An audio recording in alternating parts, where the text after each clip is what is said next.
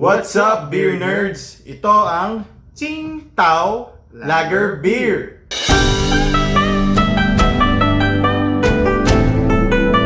If you like what we're doing, And if you want to see more beer reviews, please don't forget to subscribe like, and share, and please don't forget to like our Facebook page Instagram account here. This is so awkward. Yeah, no. So let's get started. We're not really used to advertising us, but Let's get started. Yeah, let's get started. Tara! Tara, game. Right, so let's talk about beer history. TSINGTAO Brewery was first founded by the Anglo-German Brewery Company Ltd. in August 15, 1903. It was first known as the Germania Brauerei or Germania Brewery. It served its first bottles and batch of beer in December 22, 1904. On August 16, 1916, it was decided that the brewery would be sold to the Dai-Nippon Brewery. Now, kung gusto nyo malaman kung ano pang further history ng brewery na yan, you can check out the Asahi beer review that we have and in the link here. Siyempre, after nun, dumating na yung World War II and siyempre nagkaroon ng konting alitan ng mga Chinese and the Japanese. In the end, nanalo pa rin ang Allies and kasama din doon ng China and natalo ang mga Hapon. So, they pulled back from China. Binawi ngayon ng Chinese government ang ownership ng TSINGTAO, not TSINGTAO, it was still known as Germania Brauerei, and it was turned over to the ownership of the Choi family and the Nanjing administrative government. Pero hindi natatapos na kasi syempre medyo magulo din ang history ng China. Nagkaroon ng Civil War in 1949. And alam naman natin na ang nanalo doon sa Civil War na yun was the communist government. Nung nanalo yung mga communist sa Civil War na yun, binawi nila yung ownership from the Choi family and it came under the ownership of the Chinese Communist government. So fast forward tayo ngayon to the 90s. Ito yung panahon na medyo nag-open up na ulit yung Chinese economy and they were leaning towards the more capitalistic way of doing business. So at this time, of course, pinrivatize na ulit yung brewery na yung forefather na brewery ng beer na ito. So, in 1993, it actually merged with 3 other major breweries in the Qingdao province of China. At after ng merger na yun, doon na nabuo yung pangalan na kilala natin ngayon as TSINGTAO. Ang tawag sa company nila noon is TSINGTAO Breweries Company Ltd. And sabi nga nila, the rest is history.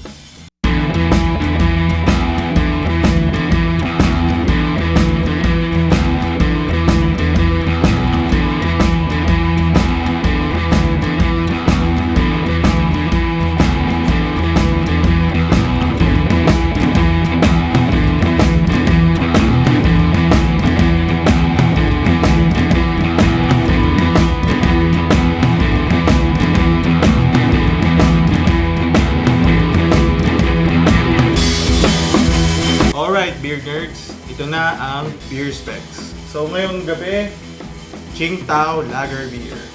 So ang TSINGTAO Lager Beer is a pale lager beer, which means it's processed by cold fermentation process. If you want to know more about this, click the link up there for more information. This beer is a 5% ABV, alcohol by volume. Its 4 key ingredients, it's water, malt, rice, and hops. What makes it beer? Of course, yung malt and yung hops and water. And difference lang nito sa iba is it has the rice. On the taste test, let's see if there's a contributing factor sa rice, ingredients niya, when it comes to taste. And actually, tubig dito, it says here, crafted using the malted barley, hops, yeast, and pure mountain water. So, yung tubig daw nito galing sa bundok. May sa dragon pa yan. Well, I hope hindi siya galing sa Yangtze River. Kasi medyo yak. Tapos o kaya hindi naman siya sana nag-flow galing sa Wuhan. Joke lang.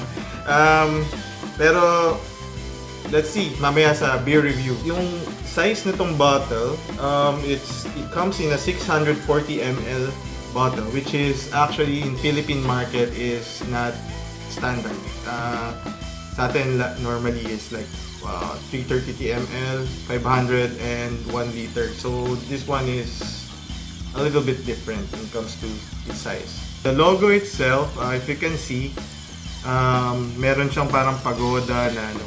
But in reality, this is an illustration of the pier in Jianggyao, which is the southern part of Qingdao province. Ito yung nasa pier nila because as said din sa beer history, ang Qingdao is founded in Qingdao, which is in English Qingtao. It is a malapit siya sa dagat na city sa southern part ng China. That's it for beer specs, and see you in the beer review. Alam mo, pag lumalabas kayo sa kalye, parang normal na, no? Parang malapit na lumabas yung vaccine talaga. Oo nga eh. Saka, di ba ako, mamaya may ride ako, sa Okades, alas sa malaming araw, di ba? Yeah. So parang Wala rin naman talaga yung curfew, no? Well, nag-relax na. Kasi tingnan mo rin naman sa news, I mean, it's all over the place. Like, magkakaroon na mostly nasa final stage na nung trial. So anyway, that's pretty good. Pero ikaw ba gusto mo mauna sa pili? Wala naman akong sakit, so I think I'll come last. Yeah, nandun tayo sa age na parang matulog. So anyway, paano kaya kung maging zombie mo? I don't know, pero at least hindi ka pa na-inject. Sito tayo mo tayo. So anyway, beer review? Beer review? Beer review! Qingtao!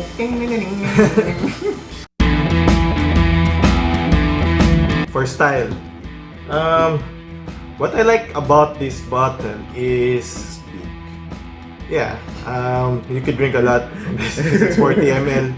Pero it's common, yung bottle niya, it's colored green, amber green. It's common in lager, most lager that we saw. And it's Heineken-like. Yeah, Heineken-like.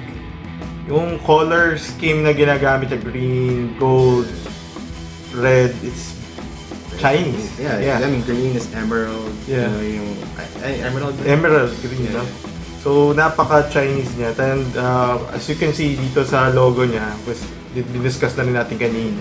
Meron din ditong dalawang food dog. So, yung gusto natin lagay sa harap ng mga bahay natin. Yeah. Probably ano to yung kasi food dog is parang guardian niya ng house mo, diba? You put in your gates or tapos yung gitna ito yung sa port area ng it's not Qingdao, it's Qingdao. Qingdao province, pero Jianggyao yung pier. Yeah, Jianggyao pier. And it's nakalagay dito kung saan siya mismo nakalagay. So the complete address, Qingdao and something na hindi ko mabasa. Established in 1903, so you can see talaga rin yung heritage nitong beer na to. And may mga naka-emboss na ano, I really like that. Yeah. So, na-appreciate ko. Maganda tong naka-emboss niya. Pero as discussed din namin a while ago, this sucks. Yeah. Maganda yung heritage nung bottling niya. Marami naman siyang awards, pero medyo modest siya. Hindi niya pinagyabang dito sa bote niya. It's all about the brand. Yeah. Pero sana inayos nila tong medyo flimsy yung labeling. Pero maganda yung dating, sa totoo lang. Ang ganda nito kung printed siya. Ang ganda nito. Even yung tansa, no? It's very common. It's very Chinese. Yeah, very Chinese. And sa totoo lang, when it comes to Chinese beer, you can see this all around the world. Kahit yung mga napunta kayong mamansa, you can see Qingdao everywhere. So, let's say sabihin natin ito yung San Miguel Belgrade. Yeah. Well, in that sense, all the things that I said, ano score? Score nito na ibibigay ko is 3.8 stars. Talk about this.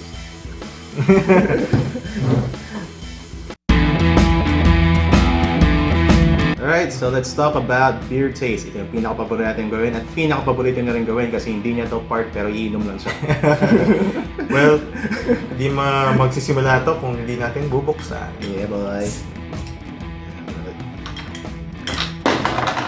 What?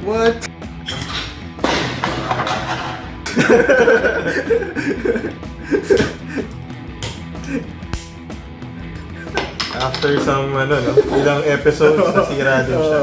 Anyway. May hanggan. Walang forever. Anyway, cheers. Cheers, man. Okay. First thing na masasabi ko sa kanya, yung similarity ng lasa niya to Heineken. Yeah. With the difference with the taste niya and the taste niya ng Heineken is number one, it's a little bit blander than Heineken. The first Heineken is Heineken. Yeah. So pag ininom mo yung Heineken, may burst ng flavor. Ito, nararamdaman mo yung hint ng lasa ng Heineken, pero walang yung parang kasi James Reed may gumagano. Yeah. Probably yung sa formulation din nila ng Pero but may sweet note. Yeah, sa dulo. Yeah, probably yung rice ingredient niya. Yes. So siguro rin napansin ko na kahit pa paano medyo malapit-lapit siya dun sa Heineken level na lager. Siguro kasi yung 'di ba mga German din na nag-start nito. So probably yung nila yung tawag dito, yung purity law palagi ko nag-apply din dito before bago nila nilagay yung rice. Pwede.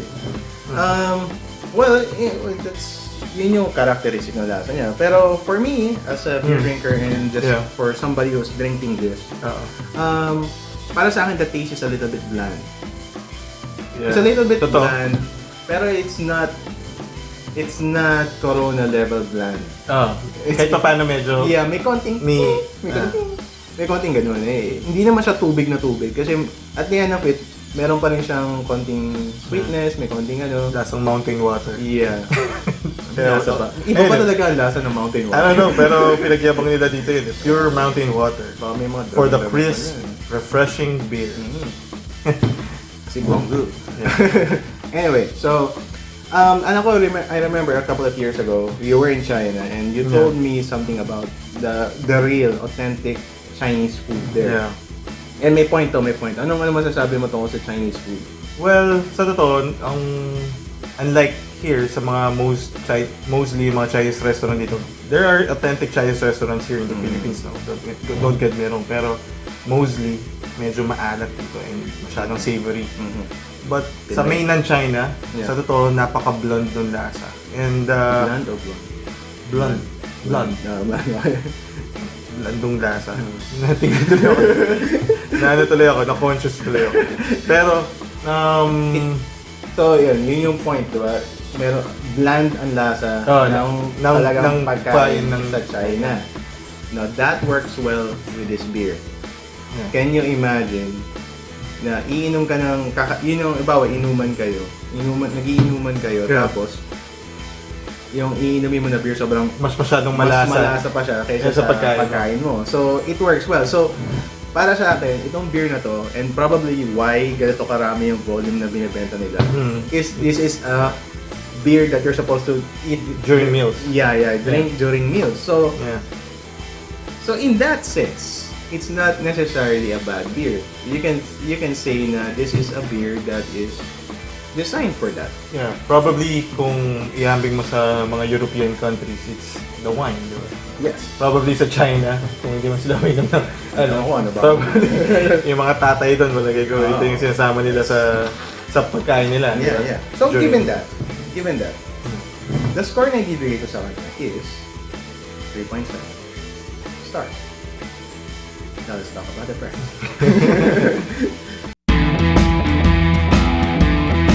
So now, let's talk about the price, the value. Okay, so itong bote na to, we bought it at SM, we got it for 100 pesos for 640 ml. Now mind you, yung beer na kino-compare natin siya with is the Heineken and kani 75 for 33 ml? Yeah, 330. Yeah, the 30 ml give or take. So this is way cheaper than that. This is actually, if you, it's like 640 ml, if you divide it by 2, so 330. So nasa 50 pesos siya for 330 ml. So ano na, it's bordering on local beer price. Yeah. So that's not so bad. Yeah, for an imported beer. For an imported beer, na if you want to taste something new, something fresh, na, hey, this is something you can consider. And yun nga, given that it's an imported beer, we're expecting na at least it's gonna be in the 70s, in the 80s. Even the hundreds. Well, it is in the hundreds, pero because you're getting like 2 bottles worth. Yeah. So given that, so we're talking about 50 pesos for 320 ml, which is pretty much the size ng San Miguel beer, pero pilas na nabibili mo sa Pilipinas for 50 pesos. And it's weird, 640 ml. Yeah, 640 ml. Isa pa yun. We can't get over that. So, score na ibibigay ko sa kanya, given all of that, is I'm gonna give it a 4.6 stars. Agreed. Let's talk about strength. Okay, strength naman. So, this beer, Papawisan na. sa totoo lang, yung beer strength niya actually wala. Yeah. I mean, 5 minutes after drinking it, 6 minutes after drinking it, not even, as in, para sa for a 5% ABV beer, wala akong maramdaman na alcohol sa kanya. Hindi ko ma-cross sa kung if it's smooth ba yung 5% na wala kang maramdaman, or it's just weak. Plain weak na beer. And mind you, pinagpapawisan ako, pero hindi dahil sa beer to, it's because we turn off the electric fans and the aircons here. That's how much we love you and creating quality videos. Yeah, because may ingay kasi. May ingay. Na-capture nung. And, talagang wala akong maramdaman sa totoo lang. Yeah. I mean, nakakabusog siya. Yeah, we did yung sa taste test namin ito when reviewing it, what score to give, and yung 1 liter na yun, yung 640 ml na yun, parang wala lang din. So I think even 640 ml, kahit uminom ka pa siguro ng 10 nito, mabubusog ka, whatever. Yun ang kalaman mo, mabubusog ka. Pero definitely, you won't feel a budge when drinking this beer. Yeah. Napaka-smooth niya. I think it's really good for meals. Yeah. I mean, this is a good beer for meals. Kaya ka ng tapsilog, isang ganito. So, anyways, ang ibibigay kong score dito is 4.1 stars. Not good. Yeah. Overall!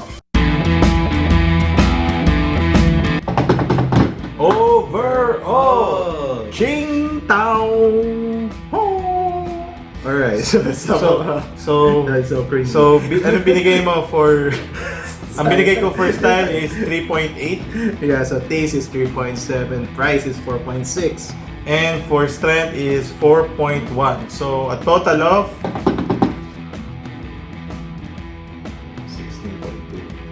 16.2. If I'm not mistaken, it's actually 4th or 5th. Yeah. So, anyway, lalabas naman yan dito. So, we're gonna flash it yung the recent scoreboard, and do you think that's fair? For me, yes. We judge it like, for strength, 4.1 pa rin binigay natin kahit sabi mo ng fail siya dun sa 5%. It's not. I think it's really because I think they used it well. Yeah. They used it the same. I think it's more of yung value for the buck nitong 50 pesos. Well, 100 for this, pero it's cheap. It's cheap for imported beer. Yeah, imported. Remember, we're talking about an imported beer. And the taste is not that bad. I mean, it's not bad. It's not bad, pero that's the thing about it. Kasi parang everything na sabihin natin about sa style, sa taste, sa price, sa strength, it's not bad, but it just can't stand on its own. Yeah. It's not bad. Actually, yung kanina sa taste, parang ngayon na hindi ko nabatin kanina. Habang tumatagal, like, nainom mo na yung isang buong 640 ml nito, ng TSINGTAO. Parang kang yung aftertaste niya, parang ka nagbabad ng, kung kumakain ka ng rice, or ng congee. Oh, shit. Pag tumagal siya, yung sa dulo ng dila mo, parang may lasang kanin. Parang ganun yung nalalasa ko eh. Actually, nagagas ko siya. Parang mabulong. Tastes like rice, which is, again, very Asian. Yeah. That's very Asian. Well, anyway, see you in our next beer review, and please do watch more of our series. Yung mga I have a couple of long rides coming up and yeah. some techniques Para sa that you TAMBike. might want to look into Yeah. in a couple of weeks. watch it sa TAMBike, and more on yung pangpapanabo kung ng bigote. If kung gusto nyo mag-join dun sa Movember namin, please send your pictures na sa email namin, and we'll gladly post your mustache photos. Can I just there. make a comment? We're actually part Chinese. He got the Filipino mustache. I got the Chinese mustache. Unfair. That's 2 weeks, 3 weeks na. 2 weeks? Yeah, more or Yeah, less. 2 weeks. Ito 2 weeks ko, yan 2 weeks niya. Yeah, ito pa rin eh. Hindi pa siya dito eh. It's just unfair. So, Hindi ako pwedeng lumberjack look eh. anyways guys, maraming salamat for watching, and stay safe. Stay safe. Drink not so hard. Alright, bye.